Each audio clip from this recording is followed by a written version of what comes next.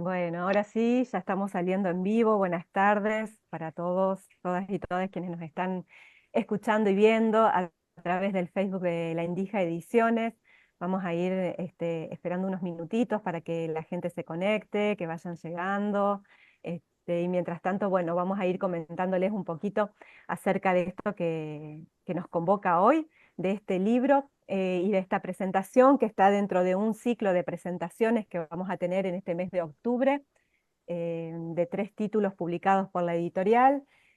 Hoy nos convoca este libro que se llama El Informe Social como Intervención Profesional, se los muestro por acá, una mirada desde la perspectiva ética, así que estamos aquí con sus autores y autoras, su coordinador.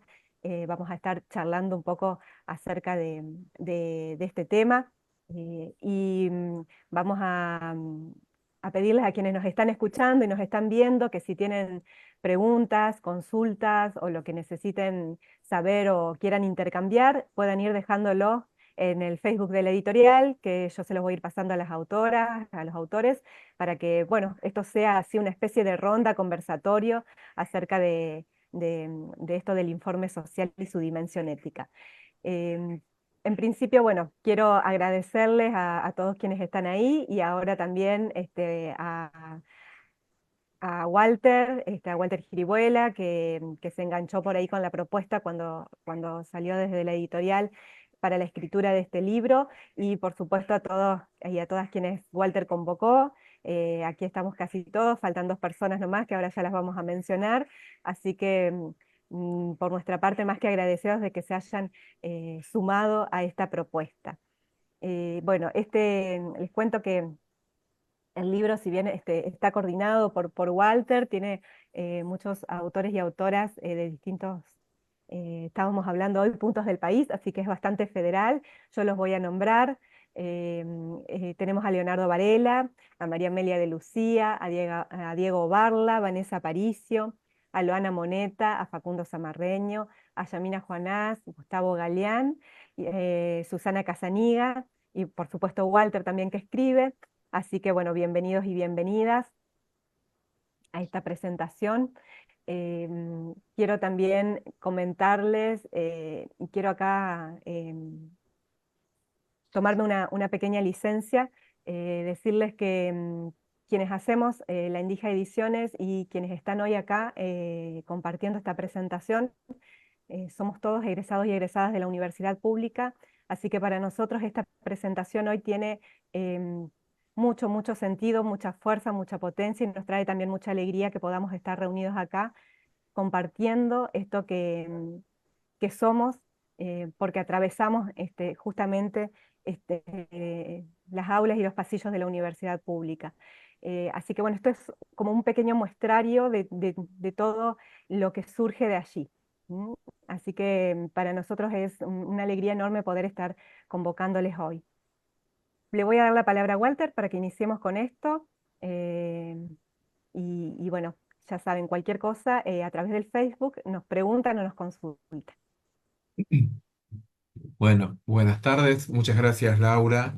Yo quiero arrancar por dos lugares también permitiéndome las mismas licencias que Laura. Primero, agradeciéndole a Laura y Armando cuando fue la invitación para hacer este libro en una editorial, La Endija, que cuando además después me enteré la historia de la editorial, es como una hermosura de conocer un proyecto que arranca desde la primavera democrática de nuestro país y nada, que tiene la forma de cooperativa y demás, que es, nada, siempre es un mimo, son un mimo esos lugares. Y por otro lado, retomar lo mismo que dijo Laura recién, estamos haciendo esta presentación en un contexto muy particular.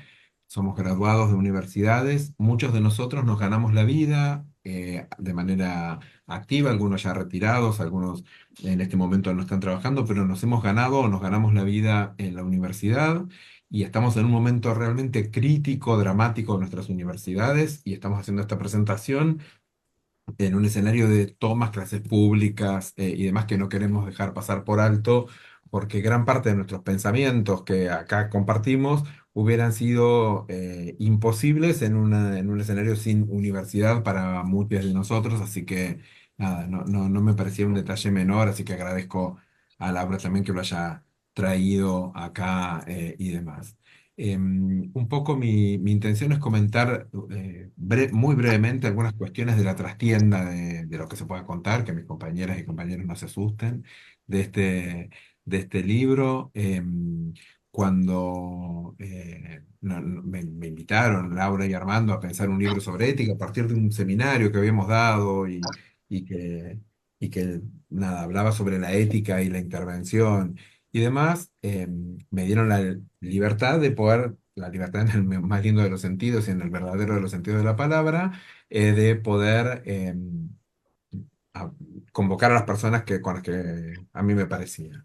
De hecho, me acuerdo que tuvimos alguna charla para preguntar, che, hay un nombre que sí o un nombre que no, y me tiraron, me sacaron carpiendo y me dijeron de ninguna manera es como vos quieras. Entonces, a mí me parece que una primera cosa que yo quiero destacar es que es muy bueno o algo que debiera ser habitual, pero que no siempre lo es, poder trabajar con gente con la que uno tiene un profundo afecto, como son todas las personas que escribieron este libro, y un profundo respeto intelectual. Digo, para mí eso es de una enorme tranquilidad que yo, cuando los invité a escribir, no sabía lo que iban a escribir, pero sabía lo que iban a escribir. Digo, o sea, sabía de qué vienen, qué piensan, cuáles son sus pensamientos, sus trayectorias.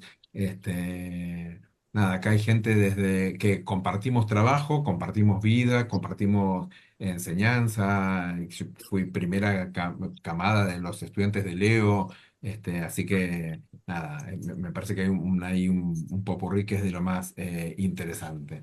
Y un poco la idea fue pensar el informe como intervención profesional, digo, el informe que hacemos las y los trabajadores sociales, algo que nos pasamos la vida hablando, que nos pasamos la vida charlando, que cada vez que nos encontramos hablamos de eso y pensarlo desde la intervención, porque pensamos que era importante tener en cuenta eso, pero centrándonos en una perspectiva ética. Digo, la cuestión de la dimensión ética la tenemos muy marcada quienes nos dedicamos al trabajo social y muchas veces asociada a los grandes elementos y no lo pensamos en el cotidiano.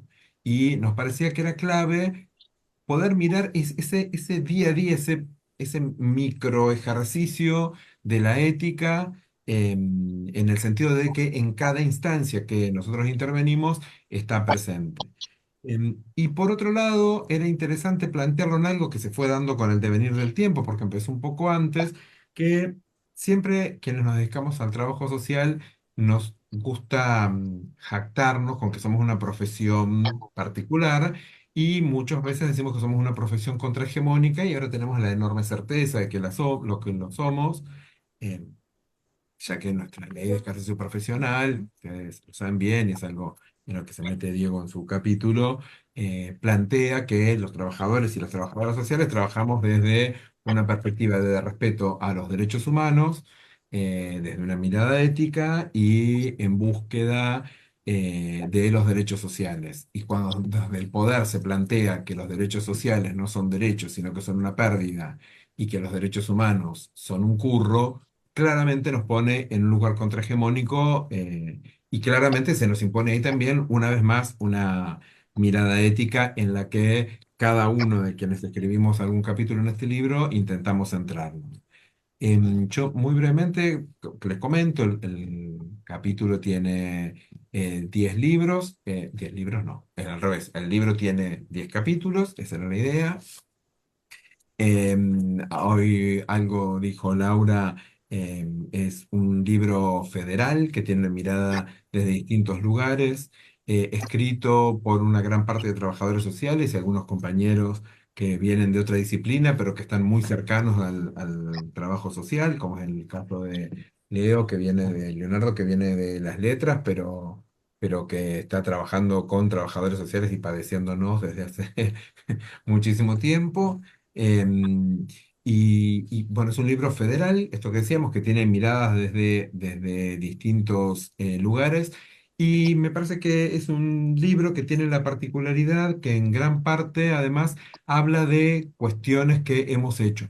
¿no? Digo que no es que nos sentamos a trabajar para este libro, sino que pensamos desde el lugar desde el que trabajamos, desde el lugar que ocupamos, desde el recorte temático que le buscamos dar y demás.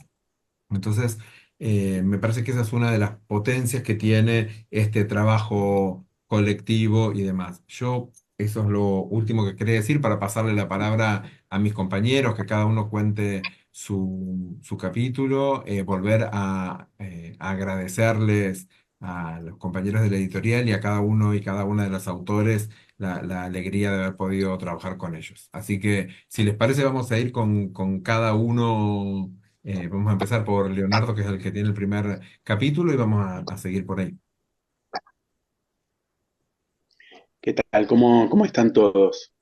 Bueno, escuchándolo a Walter recién y haciendo esa referencia a la lucha que todas las universidades públicas estamos dando hoy contra el gobierno de la libertad avanza y contra Milei más en particular, y prestando atención a lo que es el propio título del libro, el informe social y su dimensión ética, eh, inevitablemente me vino a mi mente, y no era lo que estaba previsto porque había tomado otros apuntes para hablar, el modo en que desde lo discursivo nos construye el gobierno de la libertad avanza, en particular Javier Milei, a todos los otros que no son él.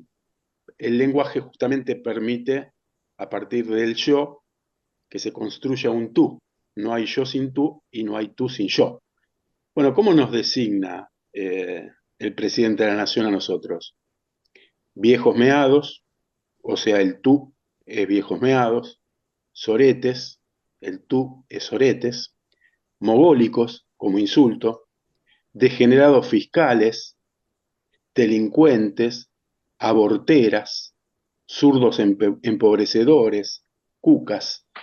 Es decir, en esa construcción que hace del tú la máxima autoridad de la nación, ya se está impulsando indudablemente una acción simbólica que es violenta y que, por supuesto, puede derivar en otro tipo de acciones materiales en donde la violencia se exprese también de otra manera sobre los cuerpos, que es lo que en alguna medida ya está anunciando la ministra Patricia Bullrich.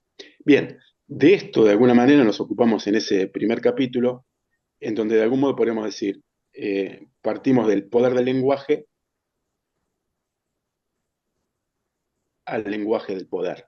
Entonces hay una serie de preguntas que nos parecen muy necesarias, sobre todo para lo que es el trabajo social, que tiene que ver con la naturaleza del signo. El signo como un elemento representativo, como reflejo de una determinada realidad, y el signo a la vez como una refracción de esa realidad, es decir, una suerte de, comillas, distorsión, según cuál sea la clase a la que se pertenece, según el género, según el grupo etario, etcétera, etcétera. Y ahí hay una disputa por los sentidos que se va a expresar por varias razones.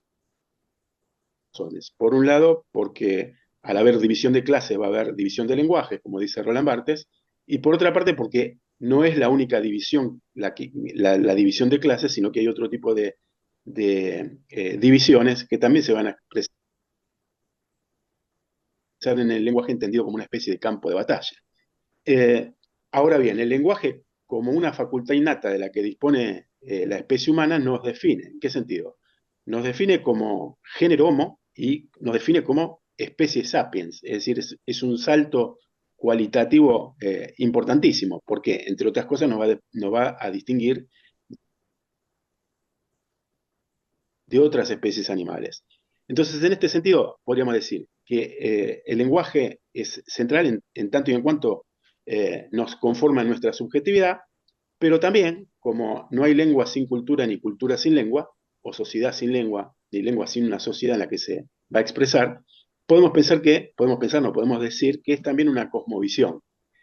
En este trabajo, una de las referencias que tomamos es la ya fallecida socióloga Alcira Argumedo, que cuando estudia las que ella denomina sociedades de amparo, dice: qué interesante y qué significativo es que en las comunidades originarias no existiera la palabra pobre, cuando la palabra pobre existe en el inglés, poor, existe en el italiano, pobre, existe en el alemán, arm, y en todas, prácticamente todas las lenguas que se conocen europeas.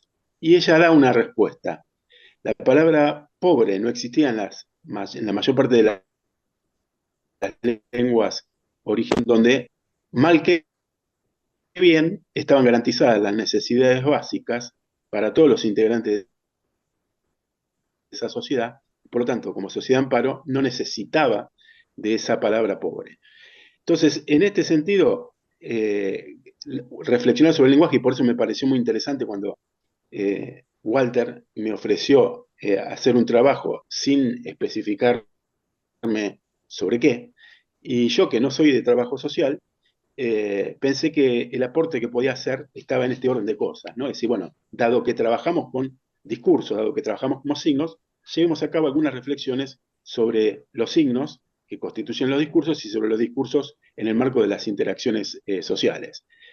Y de alguna manera en este trabajo reflexionamos sobre lo que sin ninguna duda se vincula con los mecanismos de imposición simbólica por medio de los signos, es decir, ¿de qué modo se legitima el poder? Bueno, el poder se legitima de muchas maneras, pero entre otras, desde lo discursivo, desde el orden de lo simbólico, se legitima promocionando determinadas creencias y determinados valores, se legitima naturalizando y universalizando las representaciones de los sectores dominantes y difundiéndolas y haciendo que se naturalicen entre los sectores subalternos. Esos mecanismos de imposición simbólica también se expresan a través de la naturalización y la denigración de creencias y valores contrahegemónicos, es decir, y exclusión y aniquilación del otro. Todo esto que acabo de describir es fácticamente lo que está haciendo el gobierno que ha sido elegido hace 9 meses, aproximadamente 6% de los votos, como nos suelen decir, sino por el 42% de los votos, porque el 56% sobre los el ciento es sobre la totalidad del padrón. Bueno, afortunadamente, gracias a las luchas que estamos dando en las distintas universidades y en la sociedad toda, junto con otros sectores como los trabajadores de la salud, fíjense qué importante, y ya cierro con esto, que hayan intentado cerrar un hospital como el Aula Bonaparte, que es un centro de atención de salud mental como no hay otro en el país, y tiene dos dimensiones. Una dimensión, el cierre de un hospital que atiende a los sectores más vulnerables con problemas de salud mental. Y el otro es que Laura Bonaparte, ese es el nombre del hospital, fue una de las fundadoras de Plaza de Mayo, cuyos 3 hijos están desaparecidos, solamente vive Luis Brustein, que es un periodista del diario Página 12, su esposo también desapareció, su nuera y su yerno. Es decir, un intento de aniquilación simbólica, además de lo que sucede en el orden de lo material. Bueno, y cierro un poco con una arenguita, no lo vamos a permitir.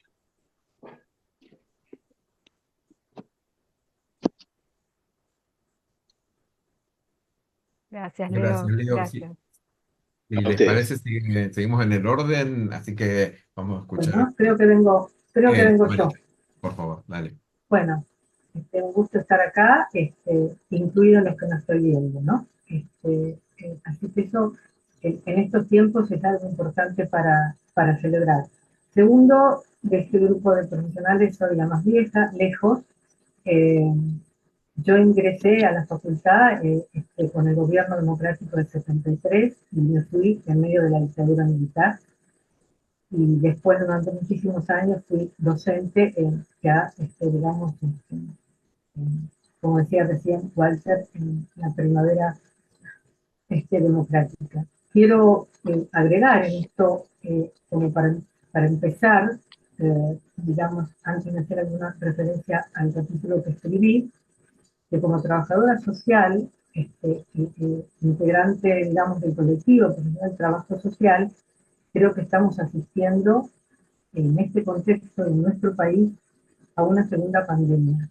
Y no creo estar exagerando, aunque la que vivimos hace unos años, digamos, haya incluido, ¿no?, al universo todo. Yo, que tengo 70 años, que trabajé más de 40, nunca me tocó escuchar, siendo empleada del Estado, ¿sí?, trabajadora del Estado, nunca me tocó escuchar que un presidente elegido democráticamente nos dijera, sin ningún pudor, sin ningún disimulo, que él era el topo que venía a destruir el Estado. Y creo que esa es hoy el gran desafío que tenemos como disciplina, como profesión, como trabajadores, ¿no? Porque la gran mayoría de nosotros trabajamos en el Estado, o sea, trabajamos dentro del sistema institucional, que hay alguien y alguienes que están absolutamente dispuestos a disalvarlo. Esto es mérito, ¿sí? Y yo empecé a trabajar en el año 78, dictadura militar. Ningún milico dijo, estamos acá para, más allá de todo lo que hicieron, ¿no? Pero,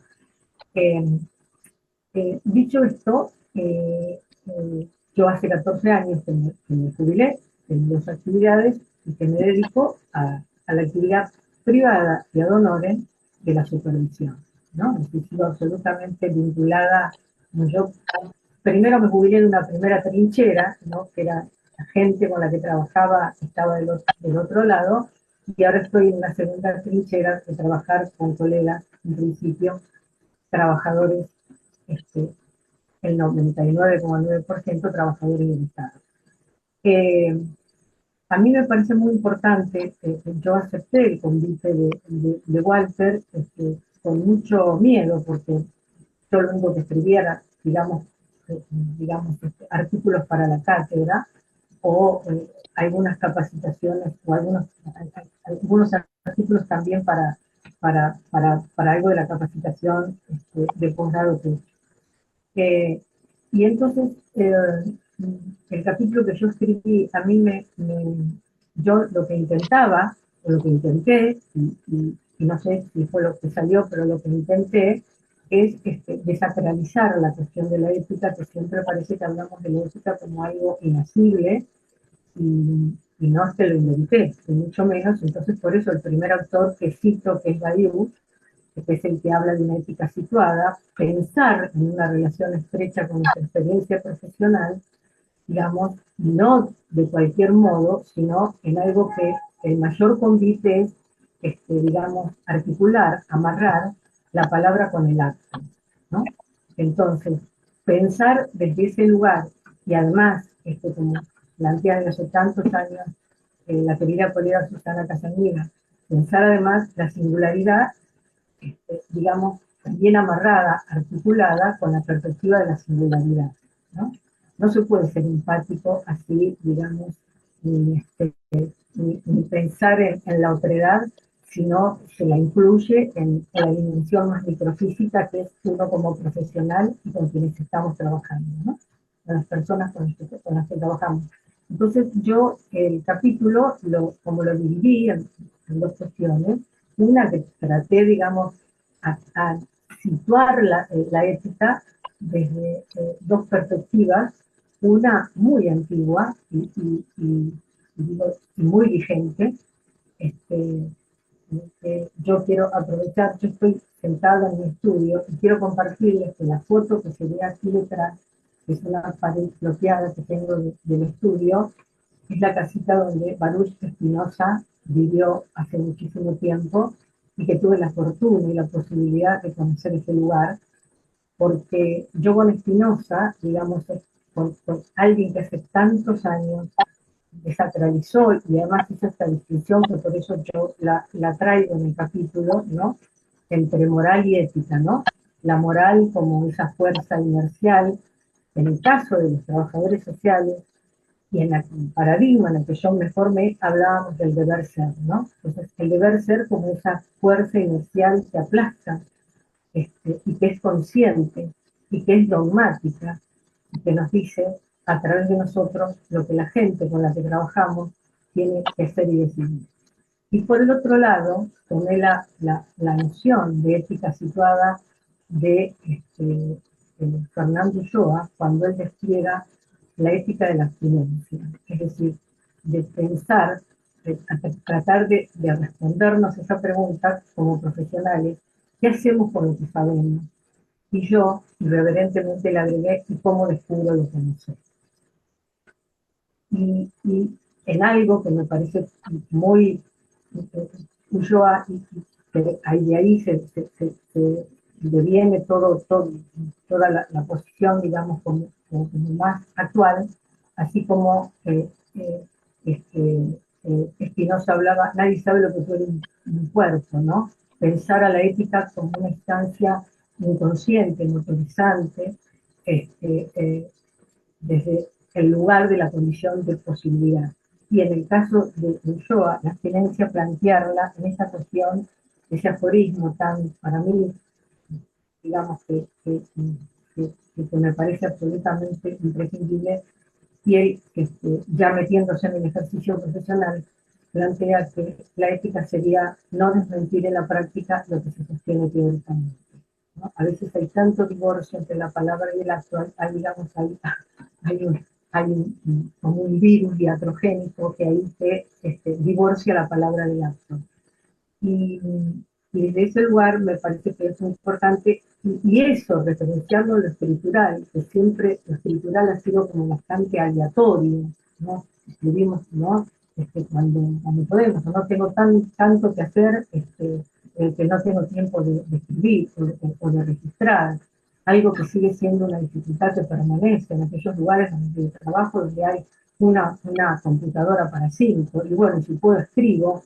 Entonces, a mí me parece que a mí una de las cosas que me pareció muy interesante y que me sorprendió gratamente cuando me entero del título de este texto, que plantea el informe social como intervención profesional, no es una cosa, digamos, no es poca cosa, decididamente plantear, aunque parezca obvio, que la escritura forma parte inmanente del proceso de la intervención profesional. Entonces, es inescindible. Y por eso, me parece que no es que salga a si tengo tiempo escribo, ¿no? O esta cosa que después cuando podemos teorizar. Entonces, algo yo en estos últimos 14 años lo que intenté, digamos, como aportar al libro, compartirles dos experiencias de los procesos de supervisión que vengo acompañando hace muchos años, una supervisión individual y otra una supervisión institucional. En la individual, el gran desafío, porque es una colega que se desempeña en el Poder Judicial, cómo valorizar nuestras soluciones escriturales cuando quienes, entre ellas yo, hemos trabajado en el Poder Judicial, donde ya la denominación de nuestro cargo nos pone, por lo menos en la provincia de Buenos Aires, era perito auxiliar de justicia, ya el carácter de auxiliar ponía la disciplina en un lugar de subalternidad, y realmente una supervisión en la cual sigo trabajando ya hace bastantes años, con una colega que lo que le preocupaba fundamentalmente era que creía que tenía dificultades para que sus dificultades reales y las más importantes pasaban por lo que escribía. Y voy a hacer un trabajo muy importante porque en realidad, como lo que se escribe no se puede inventar, ¿no? Si no puede haber miradas diferentes o realidades que se constituyen precisamente a través de la performatividad, pero hasta ese día que hizo, puedo hacer un tip y dijo, yo estoy muy preocupada por mis informes, por mis pericias, y en realidad lo que me doy cuenta es que yo tengo mucha laguna en la intervención. Entonces, ahí, en ese proceso estamos trabajando. Y en el caso de la supervisión institucional, en un servicio social de un hospital de máxima complejidad del sur del país, cuando tuvieron que hacerse cargo, digamos, de la digitalización de las historias clínicas. Y ahí sí hubo, digamos, como una cuestión de digamos, cómo cómo trabajar esta cuestión ética, hasta qué punto las cosas podrían compartirse, ¿no? Y por un lado, qué es lo que podía producirse que realmente correspondía decir, qué cosa actuaba desde la autocensura, de la autoimputación, y también esta cosa de la exposición y el grado de visibilidad que implicaba escribir en una historia clínica, en una institución donde el modelo médico hegemónico era lo que prevalecía, y seguíamos en ese lugar de subalternidad, por ejemplo, con los colegas del campo psíquico.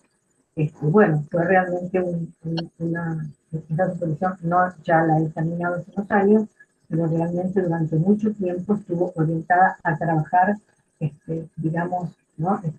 Que todo lo que entra de intervención tiene que ver información, cómo lo procesamos como dato y qué de eso terminamos produciendo en el informe, que termina siendo ese esa delimitación de lo que llamamos en trabajo social con esto ya termino, la autonomía posible.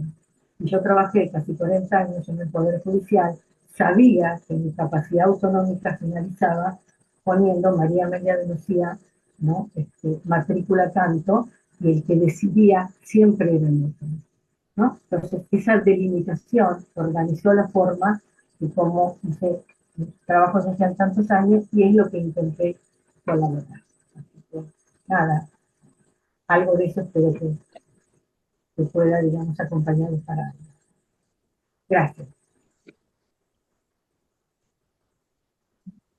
Gracias, Marita. Sí, vamos a escuchar ahora a Diego Martín, este, que nos cuente su capítulo. Bueno, buenas tardes a todos y a todas. Antes que nada, agradecerle a Walter eh, por la convocatoria y la confianza depositada, y después a Laura y Armando que nos han hecho parte muy amorosamente de esta gran familia que es la Endija.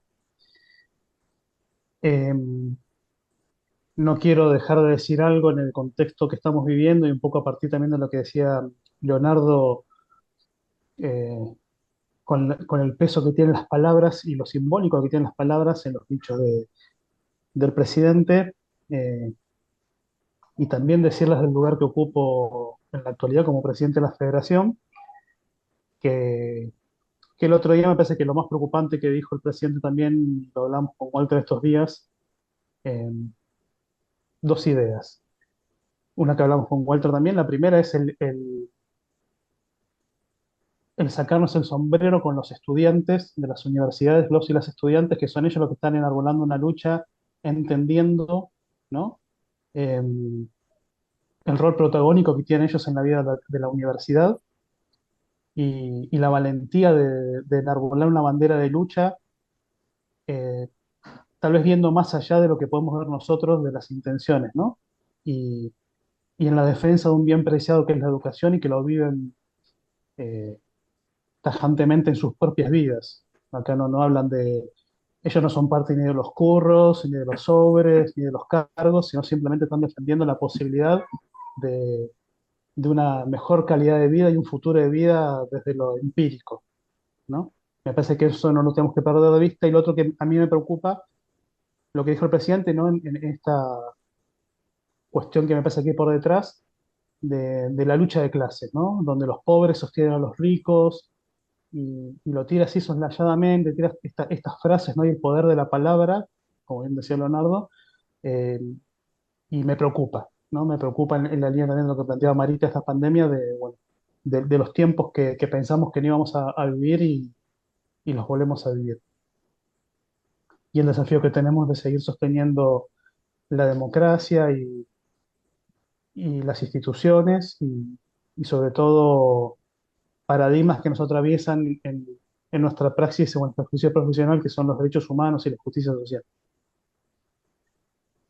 Eh, y respecto, bueno, al capítulo del libro, va muy en sintonía, y posiblemente no por nada siga después de Marita, de poner un poquito desde algunas lecturas, desde de mi rol en los últimos años, que tuvo que ver con la presidencia del Colegio de Profesionales acá en San Juan y el rol que ocupa en este momento como presidente de la Federación, de poder hacer una lectura más desde la dimensión ético-política, si se quiere, y muy en sintonía con lo que planteaba Marita recién, es primero rescatar y posicionar el informe social como intervención profesional, primero porque nuestra propia ley federal ya la reconoce como que fue promulgada hace 10 años, estamos cumpliendo 10 años de la promulgación de la ley, donde dentro de nuestras incumbencias enumera la elaboración de los informes sociales. Entonces ya el informe social deja de ser esta cuestión casi idílica, sino que es concreta y está vinculada fuertemente a nuestra praxis profesional. Nuestra práctica profesional también tuvo que ver con, ¿no?, con posicionamientos del colectivo profesional en la defensa del informe como intervención profesional, ¿no?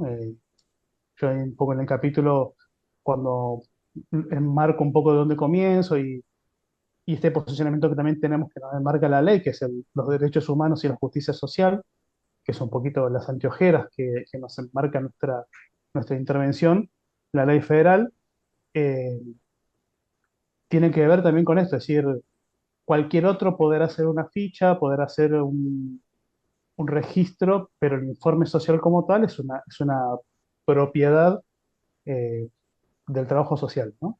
Y también eso tiene que ver con una fuerte demanda y lucha del colectivo profesional en las distintas provincias, en este posicionamiento de defensa también del ejercicio de la profesión. Y a raíz un poquito de la convocatoria de Walter, lo que yo intento plasmar en el capítulo del libro, primero partiendo en mi experiencia, siempre cuando uno arma cursos o los colegios intentamos armar jornadas o capacitaciones, siempre sale en los primeros lugares el informe social, ¿no? Sigue siendo una gran demanda del colectivo profesional, no solo de aquellos que recién se reciben, sino de quienes ya tienen tal vez muchos años de ejercicio de la profesión, el informe social como una demanda constante de formación. Y eso a mí en lo personal siempre me generó como mucha inquietud.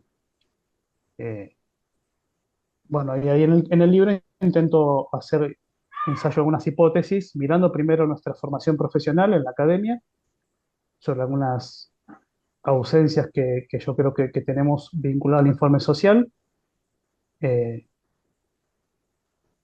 en donde me posiciono también con una mirada sobre algunos contenidos que recibimos, y no tanto el informe social, sobre todo en tiempos donde la entendemos como una herramienta casi fundamental de dar cuenta de nuestra práctica profesional. Y desde ahí intento enmarcarlo, que un poco tiene el título de mi capítulo, que es poder hablar del poder transformador que tiene eh, el informe social. Y va en la línea de lo que recién decía Marita, ¿no? El informe no solamente da cuenta de un proceso o de un transcurso, sino que también eh, se acontece en un momento particular de nuestro proceso de intervención, y no necesariamente al final. Muchas veces en nuestras intervenciones o situaciones, con el informe solicitamos, pedimos, avalamos o denegamos en distintos momentos, ya sea de una política social o de una práctica sanitaria. Nuestra palabra está convalidada por el informe social que presentamos ante quien lo requiere. Y como siempre digo, para eso también recomiendo que lean el libro de Walter Girihuela sobre el informe social, que es gran dador de contexto también para poder elaborar un informe social, en qué momento y ante quién y de qué manera. Eh, pero básicamente, cuando hablamos de posicionarnos, también nos posicionamos porque lo que decimos lo avalamos eh, en un planteo concreto, que es un informe, un papel con una firma, ¿no?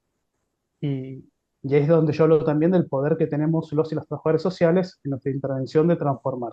Siempre el informe social va a transformar la vida de alguien, para bien o para mal, ¿no? Y esa es la gran responsabilidad que también tenemos, que está atravesada por un montón de variables. La primera, la precarización laboral, muchas veces las condiciones de trabajo, ¿no? Estamos atravesados por un montón de variables con el cual asumimos esa carga y esa responsabilidad. Y desde ahí intento hacer una lectura ético-política de esta intervención profesional que es el informe social, sobre todo con una mirada de la dimensión política, como entendiendo la política desde esta herramienta de transformación de la realidad de la sociedad, ¿no? Poder dimensionarnos desde ahí sin creernos superhéroes. Yo hace mucho tiempo vengo diciendo que los trabajadores sociales nos tenemos que sacar la capa de superhéroes porque nos juega muy en contra a veces, eh, porque somos simples humanos que vivimos y padecemos lo mismo que padecen aquellas personas con las que intervenimos, pero bueno, a veces en estas pretensiones de querer transformar o dar soluciones o generar cuestiones que las tenemos que seguir sosteniendo, también nos conlleva frustraciones, angustias. Por eso lo primero que tenemos que hacer es entender la política como esta herramienta de transformación y, y desde ahí poder mirar la responsabilidad que tenemos en el informe social, ¿no? Eh, porque sigo insistiendo, nuestra intervención repercute en la vida de uno, de ese otro concreto que tiene un nombre y apellido, que tiene una historia y en la cual muchas veces eh, nuestra palabra sea, y por suerte y por una demanda también, nuestra palabra empezó a tener peso. Ya no es más la palabra de un cualquiera que dice dos cositas, sino que en distintos procesos nuestra palabra es la que puede determinar eh, distintas situaciones o cuestiones. Así que bueno, desde ahí intento mirar y poder poner en palabras algunas variables que nos atraviesan nuestra práctica profesional y, y de alentar a que podamos seguir posicionándonos desde, de esta ética política en la cual intenta transformar esta realidad, pero también desde lo concreto y real de la práctica cotidiana de nuestra vida profesional.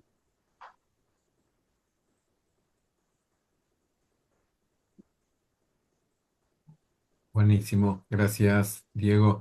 Vamos a pasar al capítulo de Vane, ahora Vanessa Aparicio, así nos cuenta un poco de Bueno, qué viene su capítulo. bueno, primero ahí también resueno con dos cuestiones. Una con el agradecimiento ahí a Walter por la invitación, por la confianza. Cuando él invita y yo digo sí, después me agarran todos esos nervios de decir por qué hice estas cosas, ¿no? Y ahí creo que hay un acto de confianza que honro. También agradezco a Lendija. Y también a esta comunidad que hemos armado con cada uno de los que escribimos el libro y que me parece que realmente en estos tiempos es muy potente, ¿no? Poder encontrarnos con compañeros, compañeras en el acto de escribir, ¿no? Para otros, entendiendo el lugar de la dimensión de la ética en la escritura, ¿no? Y la otra cuestión que quiero traer es que yo también resueno en esto de... yo como muchos de ustedes, soy de esos pobres que llegamos a la universidad, que transitamos la universidad y que egresamos de la universidad. Y me parece que justamente en estos tiempos es un acto de, de rebeldía, por así decirlo, poder seguir trayendo esa condición de que quienes somos pobres o hemos sido situaciones que hemos llegado así con muchas dificultades, el derecho a la educación universitaria nos ha permitido estar hoy, por ejemplo, escribiendo, presentando un libro, ejerciendo una profesión. Bueno, dicho esto, contarles que, bueno, un poco lo que quiero, voy a tratar de ser breve, pero contarles un poco que lo que plantea el artículo trabaja la idea de la escritura del informe en una clave de trama, y fundamentalmente tiene que ver con poder usar la idea de la sinonimia de la trama para pensar la escritura teniendo en cuenta cuáles son aquellos puntos de encuentro, de anudamiento, que de alguna manera, si yo pienso en clave del tejido al informe, me permite reconocer primero cuáles son los componentes, las texturas, los hilos que están presentes al momento de escribir, cuáles son aquellos elementos que tensan la escritura en términos de aquello que da cuerpo, que contiene, pero que también de alguna manera nos tensiona, ¿no? Respecto de, bueno, ¿qué vamos a escribir respecto de ese otro con el que esa otra con la que nos encontramos interviniendo? ¿Qué palabras vamos a utilizar al momento de poder escribir nuestro informe? ¿Qué argumentaciones vamos a dar? ¿Qué sugerencias? ¿No? Entonces hay una dimensión que me gusta pensar en esta idea de la trama, que es esto de poder pensar la escritura como un acto vital, ¿no? Donde de alguna manera lo que estamos ahí es poniendo en palabras la vida de un otro, de una otra, ¿no? sobre lo que estamos esperando que sucedan cosas, ¿no? Y que las palabras, los modos de nombrar, las sugerencias que hagamos van a inscribir condiciones de posibilidad o no respecto de la vida de aquellos con los que trabajamos, ¿no? Entonces me parece que esta es una de las cuestiones que va a intentar plantear el artículo en esta clave de trama y va a enunciar una serie de hilos que están planteados. Una tiene que ver con esto de poder pensar a la escritura como un acto singular, y fundamentalmente una de las cuestiones que va a interpelar este punto es de que muchas veces partimos del supuesto de que todos sabemos, en nuestra condición de ser profesionales, escribir informes, ¿no? Y eso deviene para mí en una pregunta, si es efectivamente sabemos escribir informes cuando nos recibimos, cuando nos inscribimos dentro de una práctica en una institución, en una organización, y cómo esa escritura propia, singular de cada uno de nosotros se va a tejer con las particularidades, los requerimientos institucionales y también con las expectativas propias de la institución y de aquellos con quienes trabajamos. Entonces, esta sería una de las cuestiones que va a plantear en términos de hilos, ¿no?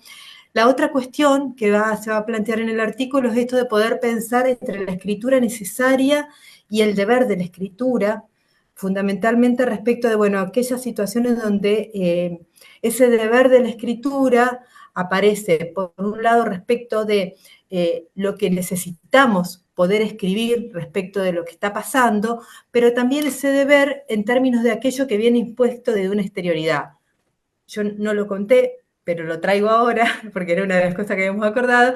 Mi lugar de pertenencia es aquí el COMNAF, que es el Consejo de Niñez de la provincia de Entre Ríos.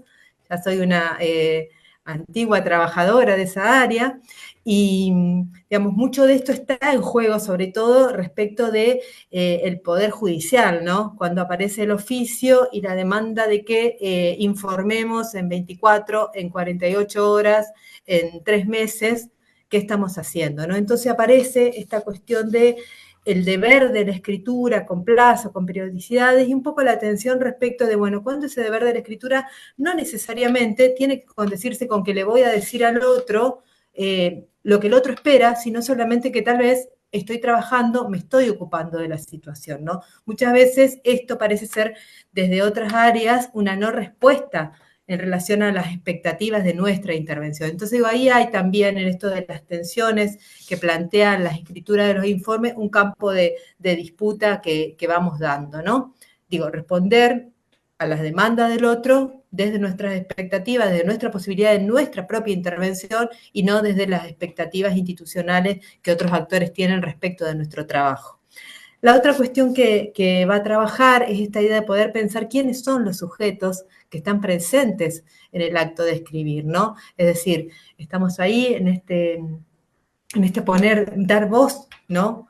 Narrar lo que al otro le está pasando, lo que estamos trabajando con ese otro, lo que necesitamos que otro decida respecto de ese otro. Y ahí también reconocer, en esto que ahí hoy trabajaba Marita, también nuestra condición, ¿no? Nuestro lugar de autoría, nuestra presencia en ese escrito, ¿no? Nuestra implicación, que no quiere decir estar pegoteado, sino reconocer esa dimensión de la afectación respecto de lo que al otro le pasa. Y para mí es una de las dimensiones más importantes a reconocer. De hecho, el otro punto que trabajo es el tema de la ética del cuidado en la escritura.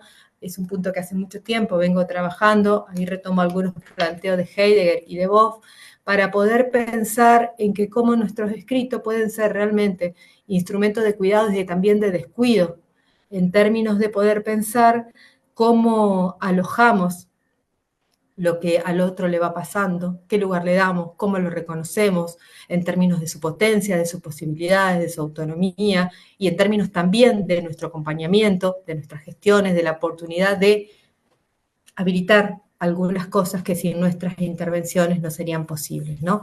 Y me parece que la cuestión acá que me resulta más significativa es que en el campo hay costuras en esta clave de la trama que son como bien específicas para pensar lo que tiene que ver con el campo de las niñeces y las adolescencias, sobre todo porque cuando estamos escribiendo sobre un otro, niño, niña, adolescente, que primero es eso, un niño, una niña, un adolescente, hay una condición que tiene que ver con su edad, con sus posibilidades de poner en palabra, de poner en gesto, de manifestar, de poder decir o no lo que le está pasando, y hoy hay un rol muy importante que nosotros tenemos para poder habilitar o no esa expresión del otro.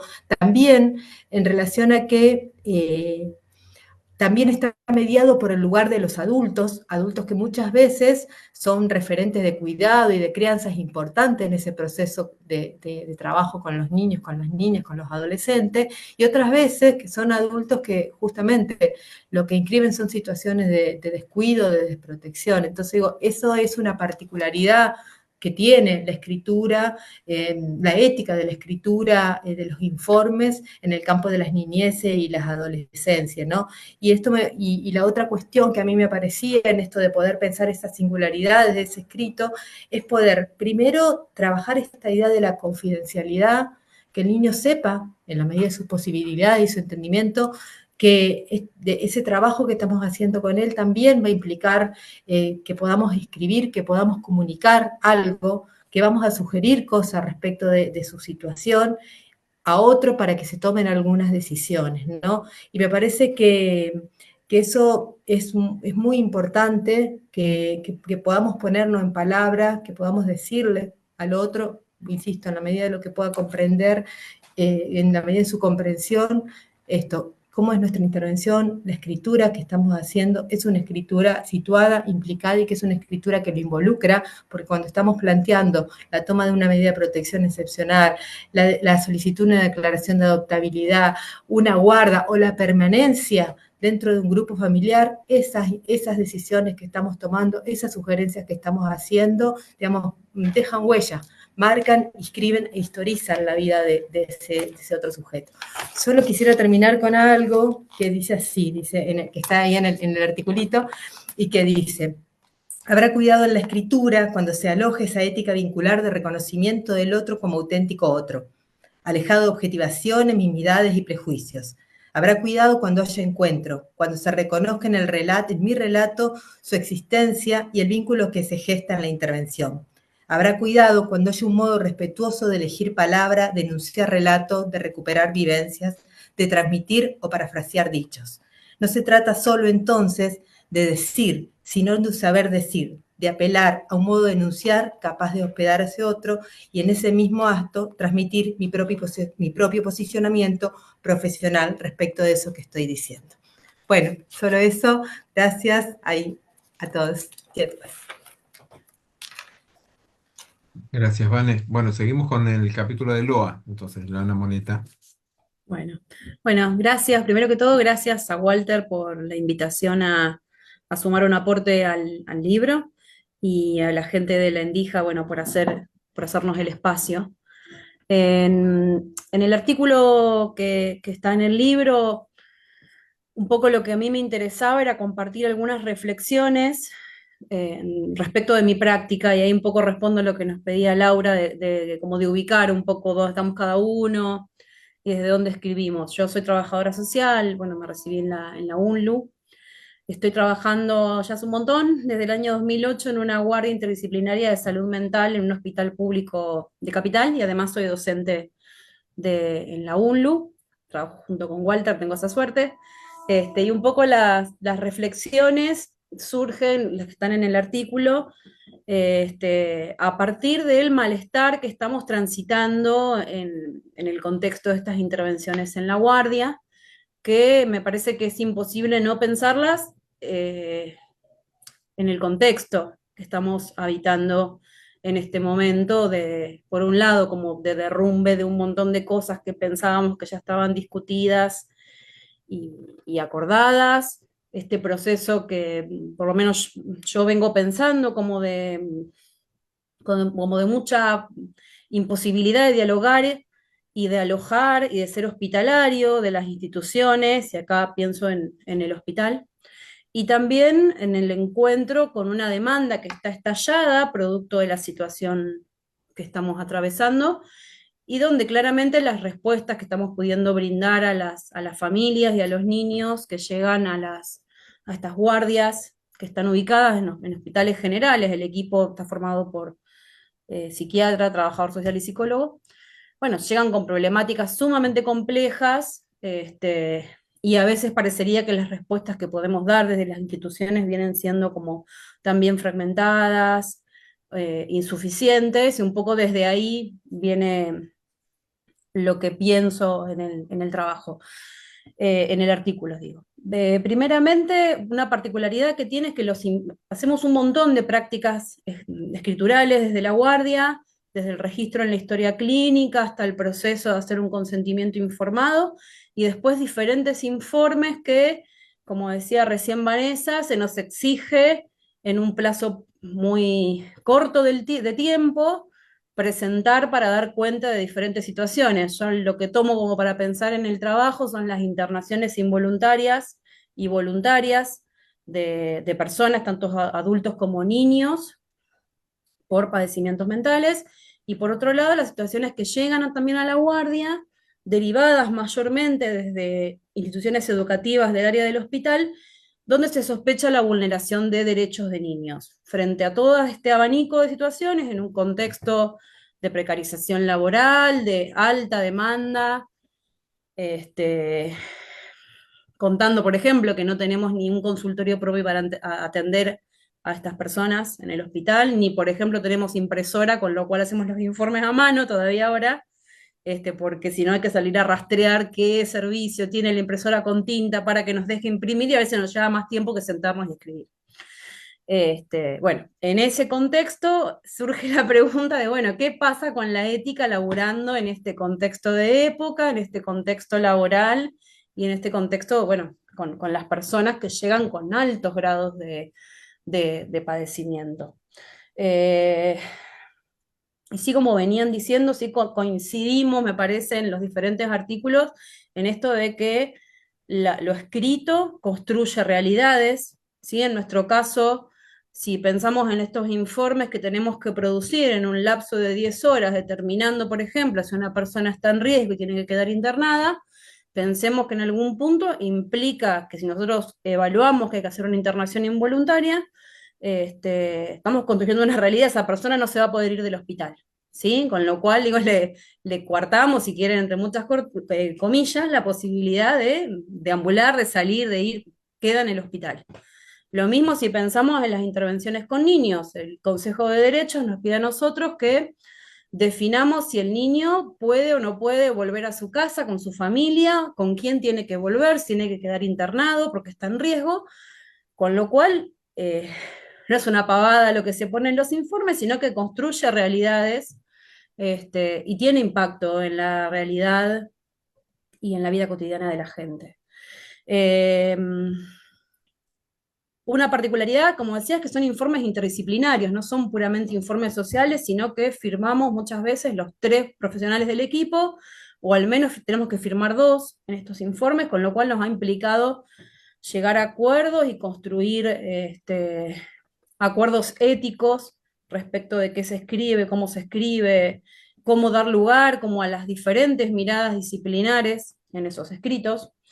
Y en este mismo contexto que yo planteaba de condiciones de laburo, sí nos ha pasado que llega un punto en que parecería que esta exigencia de responder informes, sobre todo en el caso de las internaciones involuntarias de los pacientes, que se han vuelto una cuestión burocratizada o rutinizada, en la que el informe viene como a cumplir el acto administrativo de avisarle al juzgado, al órgano de revisión, a la unidad de letrado, que estamos definiendo internar a alguien, y todo este debate tan rico y tan necesario que se tiene que dar para poder llegar a esa decisión queda invisibilizado,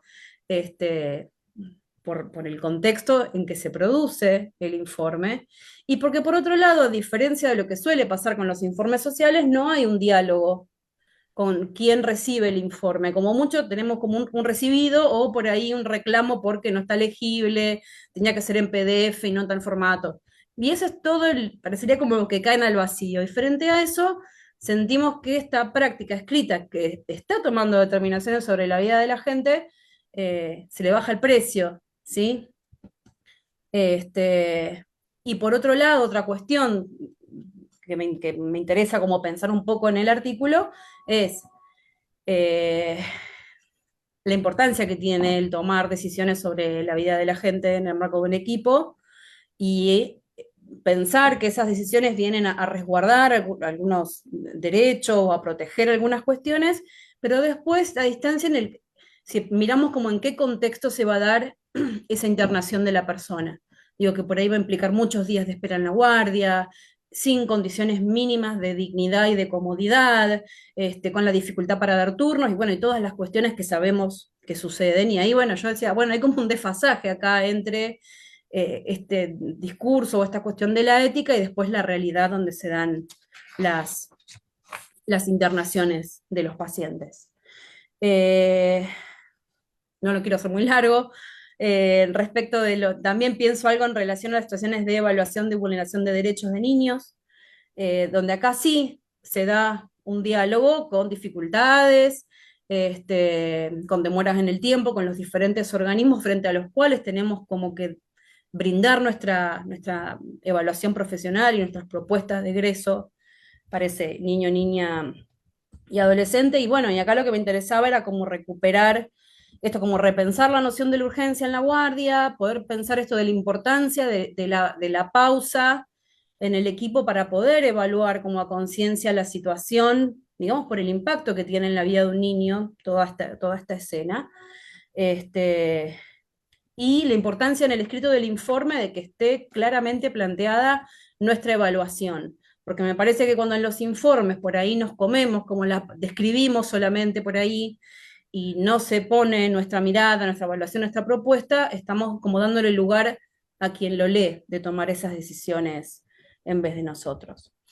Un poco sobre eso tiene que ver, más que nada son reflexiones, interrogantes y preocupaciones en relación a la práctica, que la verdad no le ven, tenemos como una mirada un poco desmoralizante en este momento, pensando en el contexto en que estamos laburando, pero un poco lo que me parece que estaría bueno darnos como colectivo profesional es la posibilidad de darnos espacios así de encuentro, de poder pensar qué está pasando con nuestra práctica, cómo hacemos para que se acerque esta dimensión por ahí como de lo más discursivo con después la situación real, donde se lleva adelante la práctica y lo que podemos ofrecerle a las personas.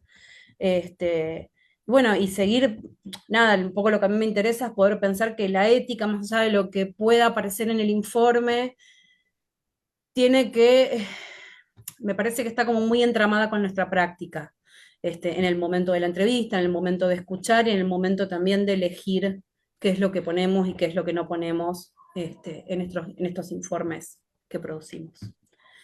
Bueno, nada, eso era, muchas gracias. Gracias, Lo. Vamos a seguir ahora con el capítulo que escribió Facundo. Facu, te escuchamos. Bueno, buenas tardes. Gracias, Walter, y bueno, y a la editorial.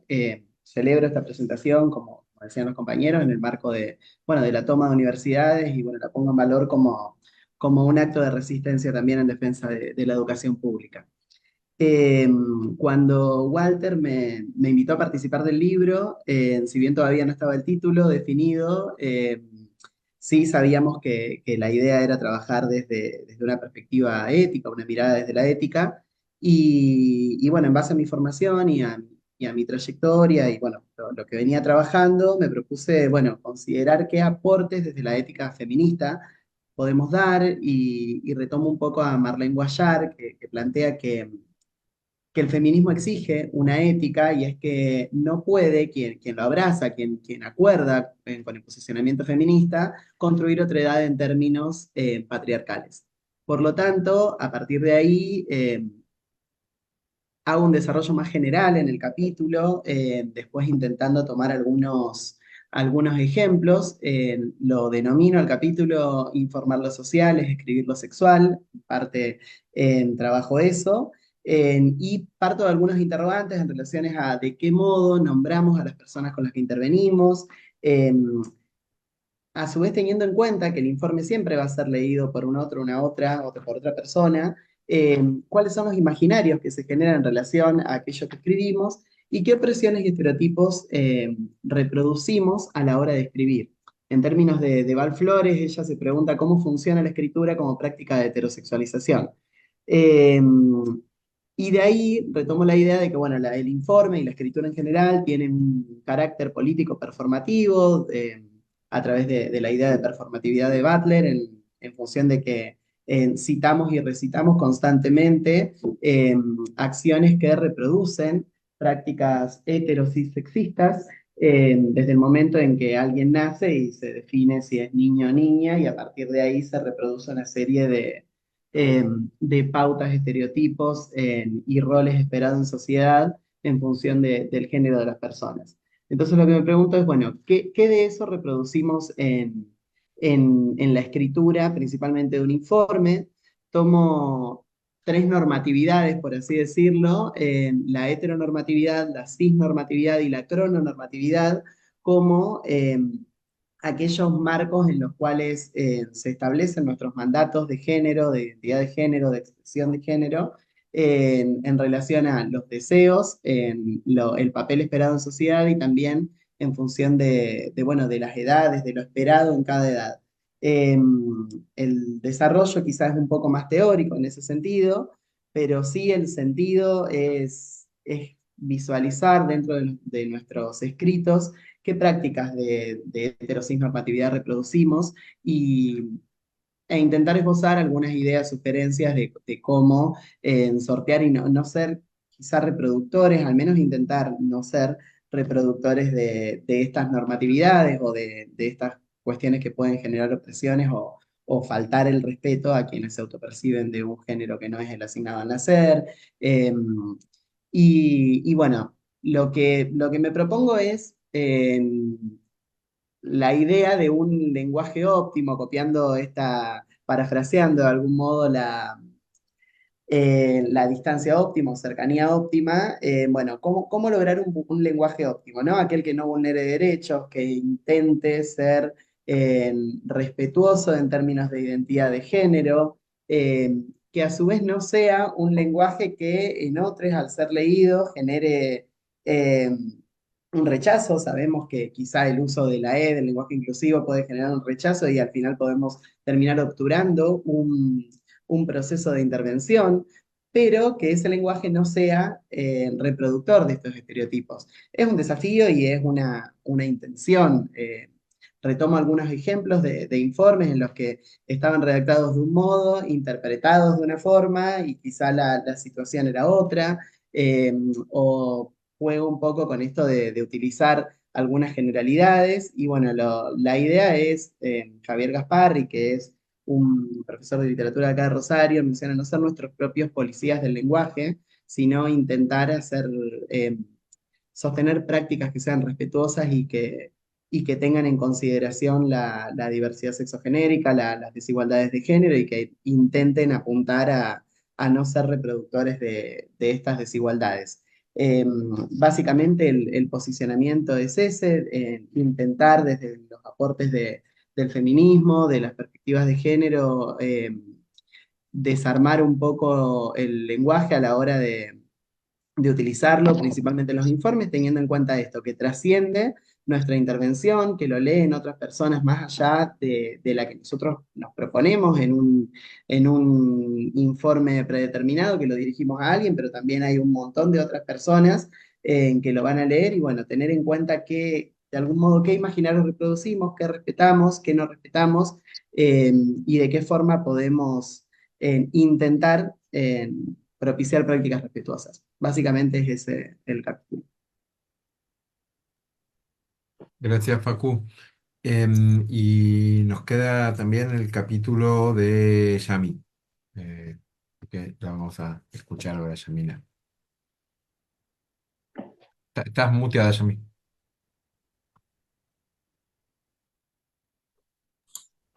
Ahí. Bueno, comparto las palabras de agradecimiento, de defensa de la universidad, de la educación y la universidad pública, que hace que que estemos hoy compartiendo una producción colectiva en un contexto que valora y pregona el individualismo, y la verdad que bueno, es muy importante y es necesario decirlo, porque es una manera también de romper construyendo. Bueno, yo soy Yamina, egresé de la Facultad de Trabajo Social de la UNER, trabajo en el Poder Judicial, en una jurisdicción en una jurisdicción sí que tiene asiento en un departamento de la provincia de Entre Ríos, que es el departamento Colón.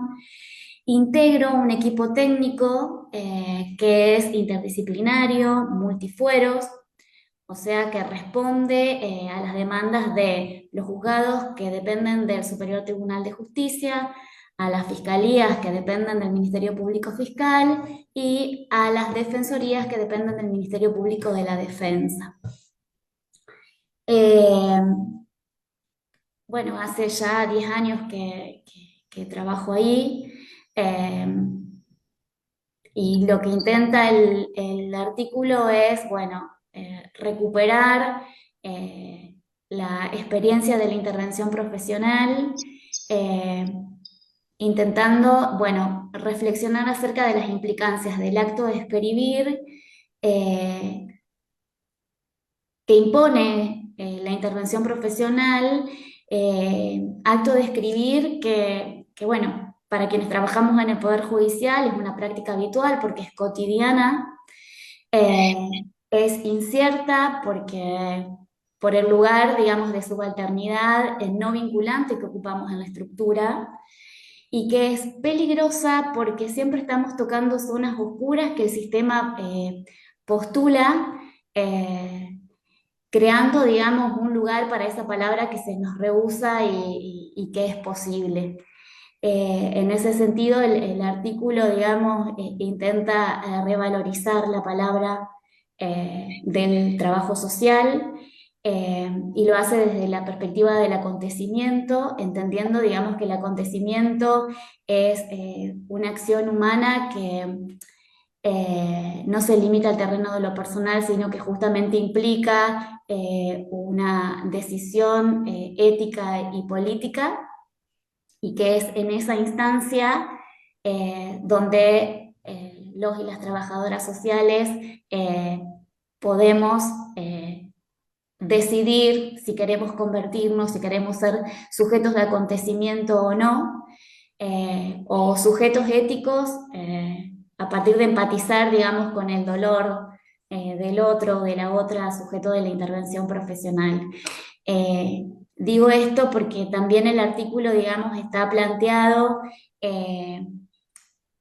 en el marco del vínculo entre el trabajador social, trabajadora social y sujeto de la intervención profesional, y surge, si bien surge, digamos, de la experiencia de la intervención profesional, surge también con ese otro, esa otra, sujeto de la intervención profesional, y sobre todo, digamos, de los sentimientos que durante los 10 años que hace que estoy me genera el saber, digamos, que el dolor de esas mujeres, de esas madres que denuncian las violencias sexuales de sus hijas, es lo que muchas veces lo único que se avisora, digamos, la única certeza frente a lo que para ellas representa la incertidumbre del Poder Judicial y del laberinto organizado que es para ellas y que es para todos el Poder Judicial.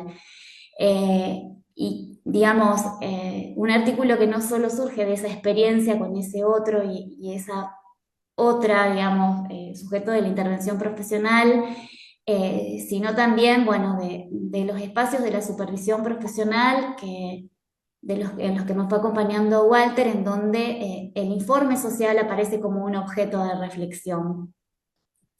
También se plantea, digamos, en el artículo cómo el informe social va teniendo, se va resignificando y se va modificando en el marco de todo el proceso judicial, pasando de ser, digamos, una palabra escrita a una palabra que se dice en una instancia de juicio, a un objeto de controversia, de disputa de sentidos, que bueno, que habilita ese espacio simbólico donde el informe social, digamos, adquiere su potencial político. Básicamente, bueno, resumidamente eso.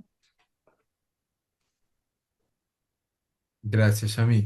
Bueno, yo cuento brevemente el capítulo que escribí y comento de los compañeros que no pudieron estar también muy brevemente de qué viene.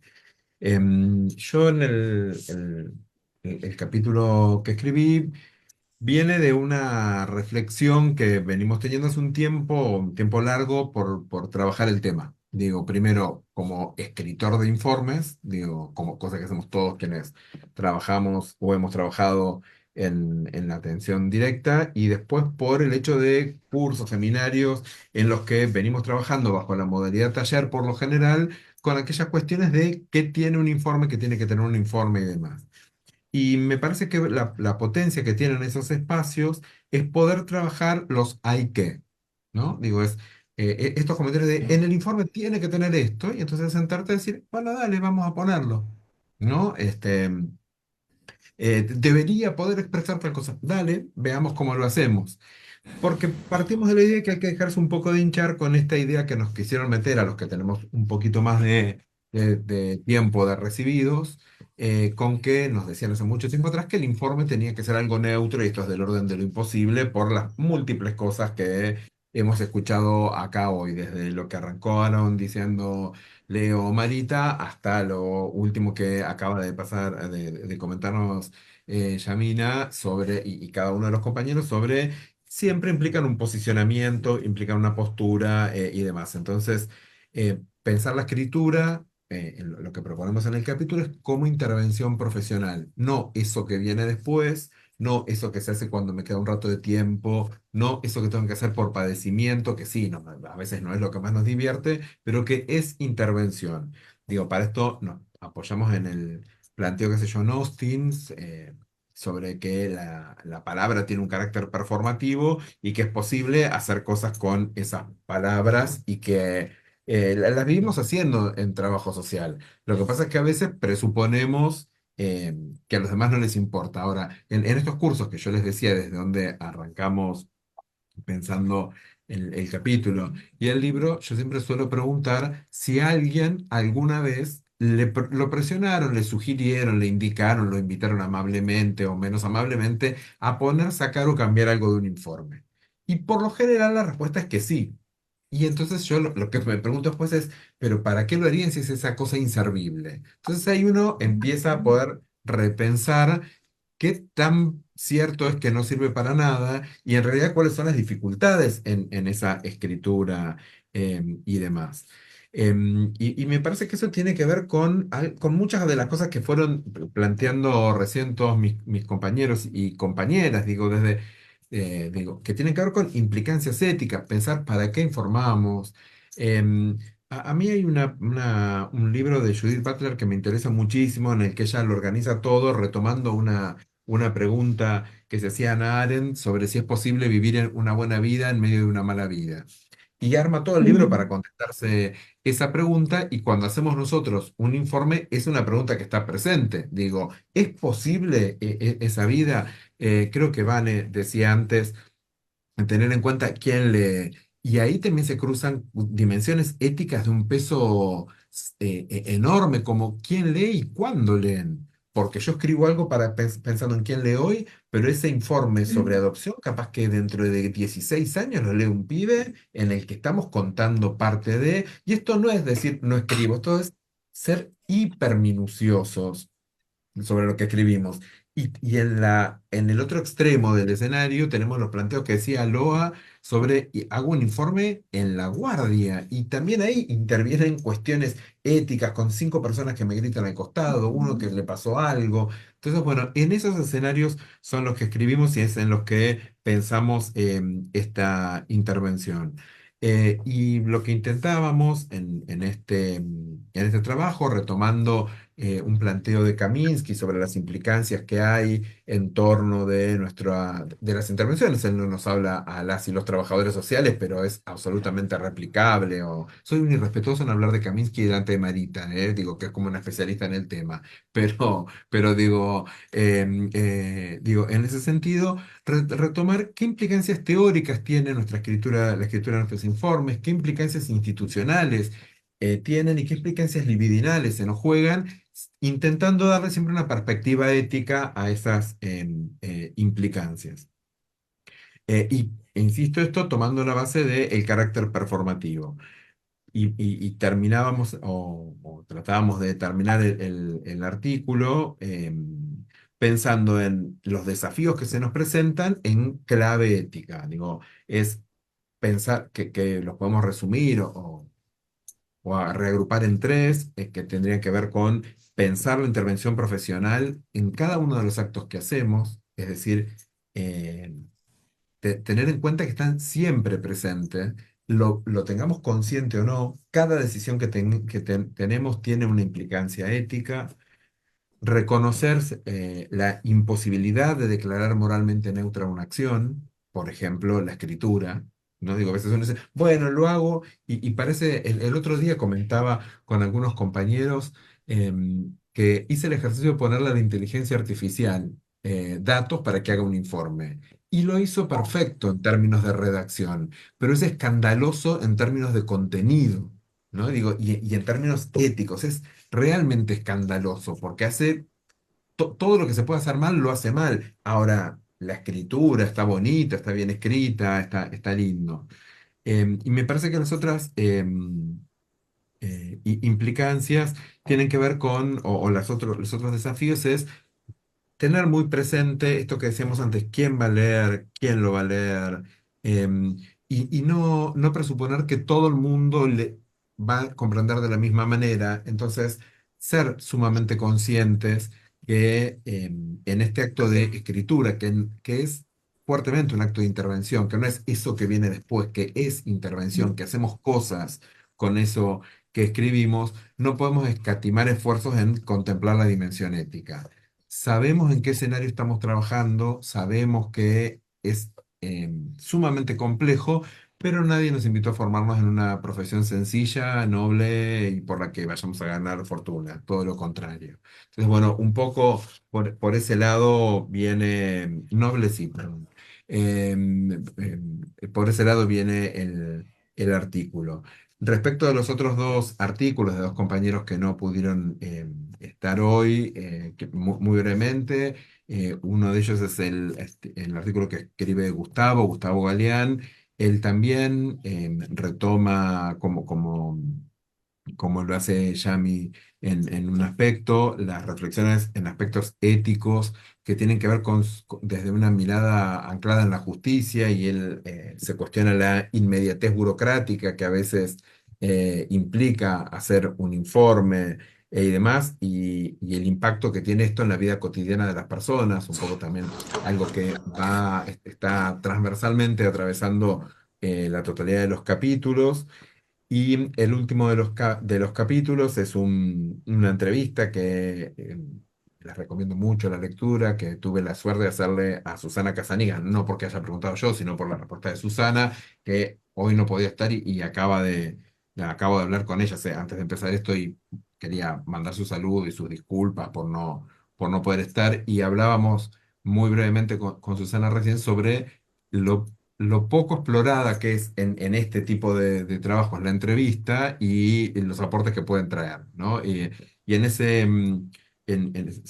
ese capítulo lo que hacemos es repasar un poco, de alguna manera, como los distintos aportes que fue haciendo Casaniga a nuestro colectivo respecto de la escritura de informes y demás, y ponerlo en discusión a partir de lo que es el hoy, y desde esta lógica de una intervención claramente situada, que sabemos que se da en este escenario complejo y demás, pero que siempre es posible, como nos invita ella, de revisar y de interpelar. Así que básicamente por ahí viene el capítulo que que yo escribí y el de los compañeros que invitamos a leerlos y que nada, lo dejo acá para no extender mucho.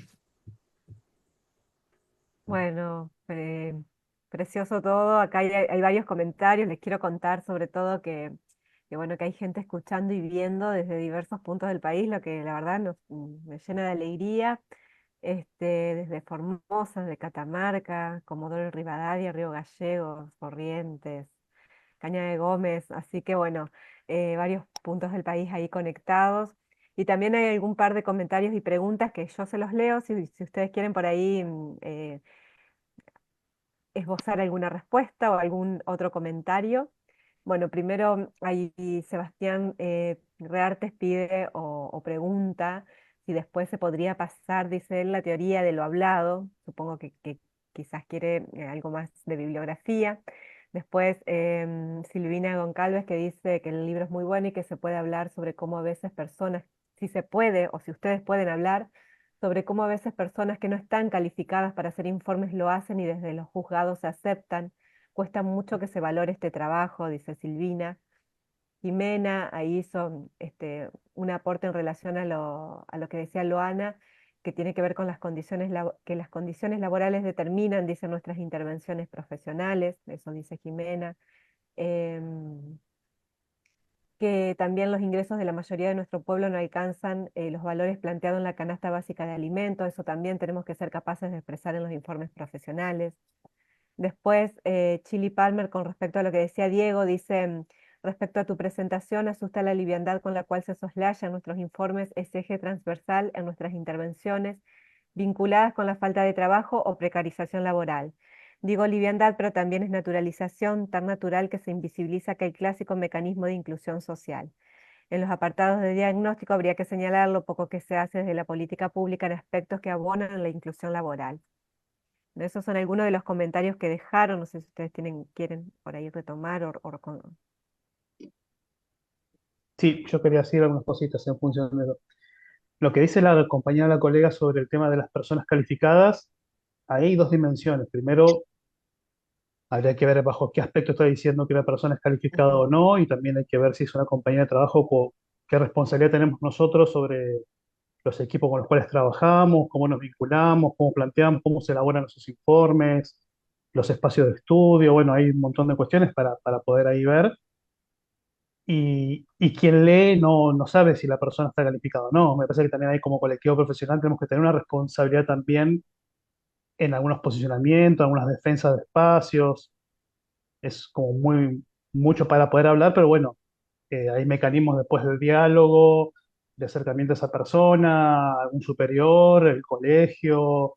Bueno, hay como distintas distancias si estamos hablando de errores de redacción, de mala praxis, ¿no? Hay muchas aristas en eso. Y después, respecto a lo que plantea Chili Palmer, no me queda muy claro cuál es el planteo o qué de lo que yo planteé le parece muy liviano. Sí quiero que lo dijo Loana claramente.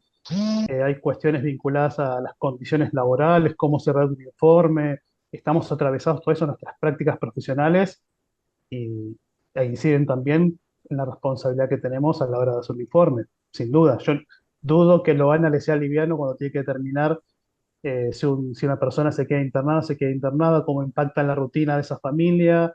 Esa familia le va a ir a decir a ella, ¿por qué me deja internado a mi hijo? Yo no tengo con quién, digamos, tenemos un montón de responsabilidades que impactan en la vida cotidiana de la gente, de la familia, de los usuarios de los servicios, y que muchas veces estamos solos.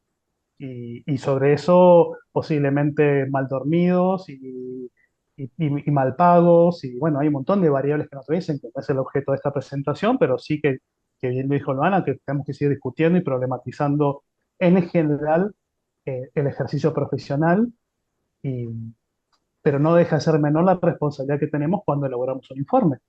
De eso no nos podemos hacer eh, ajenos, o tenemos que corrernos de esta práctica profesional o cuestionarnos si queremos seguir trabajando. Me parece que es una gran lucha y una gran conquista en que eh, la voz del trabajador social, la trabajadora social se reconozca, se recupere la importancia que tiene lo que tenemos nosotros para decir, pero estamos atravesados por un montón de variables, entre esas las condiciones en las cuales trabajamos. nosotros, los psiquiatras, el equipo interdisciplinario que está en la Guardia Coloana, están los tres atravesados por esas mismas variables. Pongo el ejemplo de Lorena porque me parece que dejó como muy claro la realidad, que un poquito también lo que yo intento plantear en el artículo de mi libro, con todas las condiciones con las cuales estamos atravesados. Pero bueno, ahí, si a Chile le interesa, podemos ir charlando, que le escriba por privado No, y por podemos ahí ir digo discutiendo. lo que pensaba y en base a lo que decían en los comentarios, lo difícil es no caer tampoco en, bueno, como las condiciones de laburo son pésimas, entonces mi laburo va a ser Tal cual. en el mismo sentido, porque digo, ahí también me parece que no está para nada bueno eso, más allá de que uno las pueda visibilizar, denunciar, intentar modificarla, reclamar, cómo hacer para que en lo posible, digo, por un lado, registrar que tiene impacto en las intervenciones, porque no es gratis estar entrevistando a alguien en un pasillo o en la entrada del hospital o que te cambien de consultorio como estás laburando. Pero por otro lado, que eso no sea también un justificativo para que las prácticas sean eh, también, digo, poco hospitalarias con la persona que llega sufriendo. Yo quería Totalmente de decir acuerdo. algo muy breve, perdón, específicamente en un campo que yo superviso hace muchos años, mucha gente, y en esto que tiene que ver con las condiciones precarias de trabajo profesional, eh, en más de una provincia, pero a lo mejor por cuestiones de dimensión, la provincia de Buenos Aires es donde esto se da más habitualmente, en el campo de la niñez y de la adolescencia. A mí, nada, poner en visibilidad algo que me preocupa profundamente, que es la precarización atada con la carga horaria. Entonces, donde alguien que entra en un contrato temporario y le dice, bueno, en realidad hay que trabajar de lunes a viernes tanta cantidad de horas, pero en vez de eso vos trabajás 10 horas menos como la forma de contraprestación ante lo miserable del salario, y ahí sí me parece que entramos en un dilema ético fundamental, porque tenemos que comer, porque el alquiler hay que pagarlo y porque no hay posibilidades de elegir otra cosa, pero por lo menos tener bien en claro cuando se piensan a partir de las políticas públicas, cuando es la institución lo que ofrece en un grado, nada, muy cercano a lo propio, una cosa absolutamente casi como trágica, vuelve para nosotros la fuerza de trabajo, que ¿cuál es nuestra fuerza de trabajo? ¿Para qué nos contratan? Bueno, la fuerza de trabajo es un ejercicio profesional. Ahora, ya si partimos con que yo puedo trabajar 10 horas menos porque el salario es la contraprestación, me parece que estamos ante un dilema ético y un problema fenomenal, de donde la subalternidad, digamos, profesional está pegada a una cuestión absolutamente de fragilidad y de vulneración, y que nos aproxima a eso, que como dice Elena de la Aldea, que me parece de modo, ¿no? Jamás hablamos, o sea, yo coincido con la idea que hay gente con la que trabajamos, no hablamos de víctimas, ni cualificamos de ninguna forma, o sea, la única forma es que nosotros, los trabajadores sociales, trabajamos con personas a las que les suceden. Después podemos hablar de que pero a mí me parece que es un campo el de la niñez, donde hay una transversalización y donde hay como una permanencia.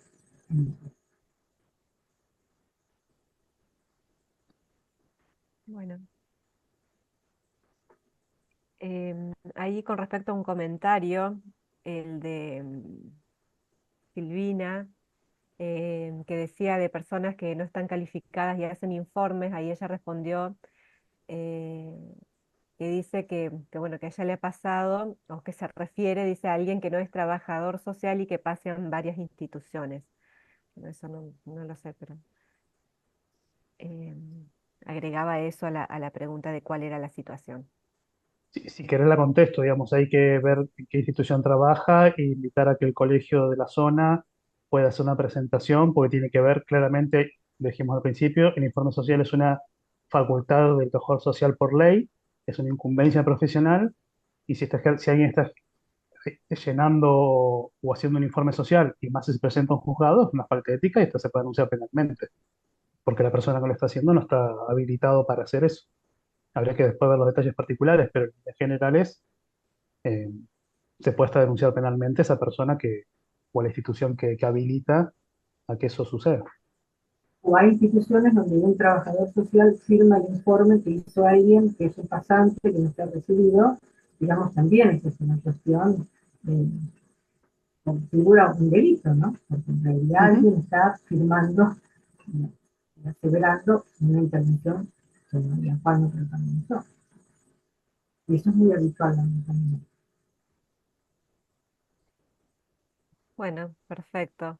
Respondido, me parece. No sé si alguien más quiere hacer algún comentario, si no nos vamos acercando al cierre también de la presentación.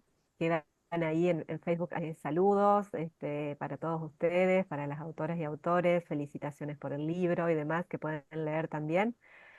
No sé, Yo Walter, quería ¿querés? decir una cosa Ah, dale. muy breve, Lau. Digo, me parece que estos intercambios, interés en la gente en el tema y demás, da cuenta, o lo que planteamos antes de cada vez que decía Diego, que cada vez que se consulta sobre qué tema se piensa en el informe y aparece, da cuenta de la necesidad de hablar y seguir pensando en el tema y de meterle mano, no solo de hablarlo, digo, ¿no? La intención que tuvo este libro cuando lo pensamos fue justamente eso, ¿no? El poder decir que no sea solo un acto de declamación, sino que pueda transformarse de alguna manera y en el sentido más noble y hermoso del término en una herramienta, que a partir de eso podamos pensarlo digo, porque por algo está pasando, digo, no me voy a meter ahora en este tema porque ya es tarde, pero digo, por algo en la academia estamos mirando un poco mal el tema, o mirándolo mal me refiero, hay una deuda ahí. Cuando nosotros salimos y decimos, che, vamos a hablar sobre un informe, tenés 500 personas interesadas y no lo dimos en los distintos espacios formativos, algo está pasando. No, pero y ahí tenemos que reflexionar también sobre eso, pensarlo y demás. Pero me parece que lo que es interesante es cómo sigue siendo un tema que cuando lo escuchamos hablar nos metemos, nos enganchamos, nos interpelamos, preguntamos, lo tendríamos que hacer así o de esta otra manera. Y creo que la dimensión ética es hora de que ya entre a jugar también en esto. Digo, porque veníamos pensando en cómo los hacemos, qué decimos. Bueno, hay que poner a pensar que no es neutro y que no es ingenuo lo que estamos haciendo. Eso solito.